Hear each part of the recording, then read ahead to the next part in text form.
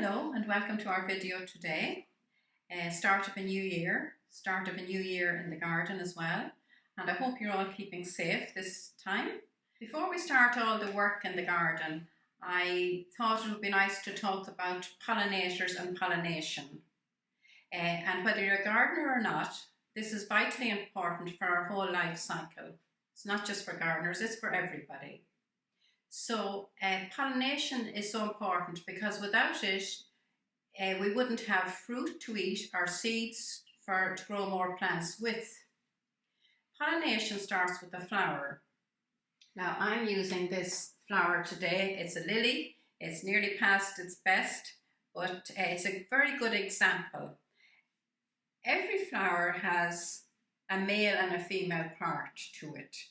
And in this lily, the anther, which is the male part, is all around, and the stigma is in the center. So pollination really means the transfer of the pollen grains from the anther to the stigma, and that results in fertilization. And fertilization then is where the fruits and seeds are formed. Now I'm not very good at science, but that's a simple explanation of what happens in one flower, and that happens in 80% of the world's flowering plants require a pollinator to reproduce. Lilies are beautiful flowers. They can be grown. Now is the time to buy your lily bulb if you want to, and grow them in a container or in the ground, and they get bigger and stronger every year. They're a lovely flower, several different colours in them, and a beautiful fragrance for most of them. So again, when this is finished, now usually I would cut the stamens out of lilies because they can stain your clothes, but in the garden they're fine. And again, you can use this on the compost heap when it's finished flowering. Without pollination, the human race and all the Earth's terrestrial ecosystems would not survive. Can you imagine that? And without pollinators, the ability to grow fruit and vegetables could be lost to us and to our future generations. So that's why I think it's so important to know even that little bit of science about the plants. If you haven't plant life, you won't have animal life, and then perhaps we'll fade out as well. So you might ask me, who are these pollinators? Well, birds, bees, bats, insects, the wind, but in Ireland the bees are responsible for most of the pollination of our plants. There are different types of bees. There's the honeybee. The honeybee lives in a hive, and you'll find lots of people are beekeepers and keep hives. If you want to try that, you can. You join your local beekeeping association and find out more about doing that, because it produces lovely honey from the bees. We sometimes think that the bees just are there and they'll sting us, but they won't. They won't sting you unless they're threatened. So all they're interested in doing is getting food for themselves and their families. Then there's the bumblebee. The bumblebee is a fat, furry little guy, and he lives in long grass. He's very good for fertilizing the likes of strawberries, which you can grow in your garden or in a container or a hanging basket, or tomatoes. And tomatoes are easy to grow as well from seed. They grow well. The only problem is trying to ripen them at the end. But if you have a glass house, a tunnel, bring them inside your patio door, and the taste of a fresh tomato that you grow yourself is superb. The other type of bee then is the solitary bee. Solitary bee lives in hollows in trees or hollow stems, brick walls, stone walls. So they are the major contributors to our pollination. So now we might go out and see what you could grow to help with the pollination and help with the bees. Okay. It is a beautiful sunny day actually, even though it was frosty last night, but it's beautiful now. We're lucky we live here in the country and we have lots of natural hedgerows around.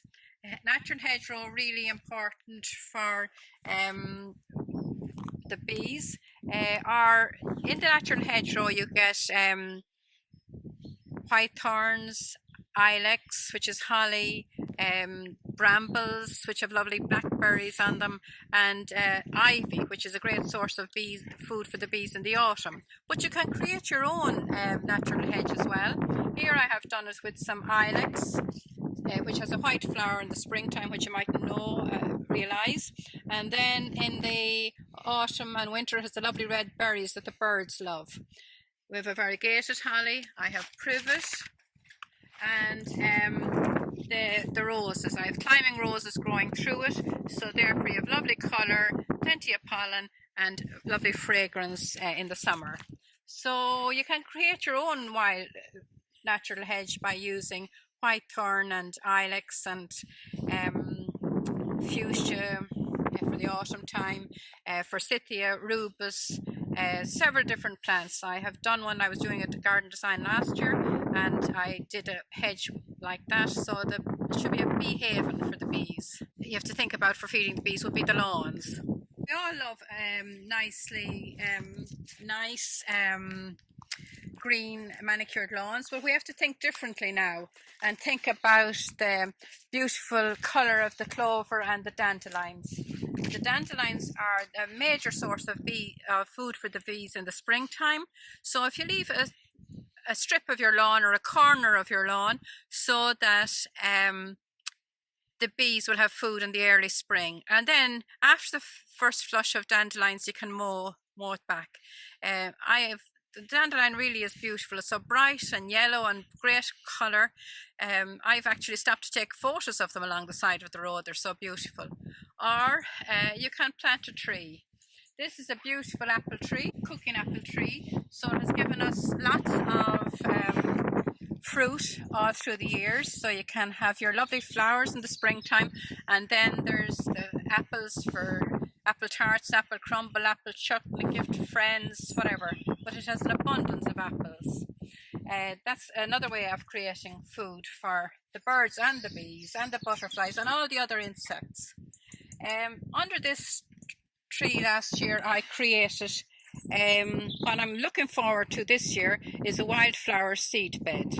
So I was at Showcase last year, and I saw this company, Bee Bombs. So they have natural seeds, wildflower seeds, and they come in little hessian bags like this. They come just like that, a little bomb, and there's supposed to be 18 wildflower seeds in that. So you just scatter them on the ground. And here I have scattered a packet, and they have germinated and grown. They're lovely as a gift. I've sent them to my daughter Mairead in London, and she will be growing them over there, which is lovely. I also got more wildflower seeds from the Irish Gardener. This is Peter Dowdall in Cork, and he has lovely varieties of seed in this. Purples and lilacs and yellows, which the bees like. The bees can't see red, believe it or not. His seed that comes in a lovely container like this, and it's full of wildflower seed. So he's in Cork, so the next time I'm down with my daughter Elaine, I might meet up with him. And these are Irish companies that you can order online from. Or you can go to your garden centre, which I did in the autumn, and I got this packet of seeds, especially for the bees and the butterfly collection, 70 bulbs. So there was crocus and hyacinths, alliums, and I have planted them, and they're all, they're growing here now. They've started to come. So gardening is all about hope and looking forward. You can see the alliums over here. And another source, of course, is the heathers. The heathers are fantastic. I have them in the garden, and they're covered in bees in the springtime. I hope that has given you an insight into how important the flowers and the bees are. And next time you look at a flower, you look at it differently. And the next time you see a bee, you know how important he is to the whole ecosystem of the whole world. So enjoy your gardening, keep safe, and looking forward to seeing you again. Next week I'm doing a video on perennials and dividing up perennials in your garden. So enjoy the week. Okay, bye.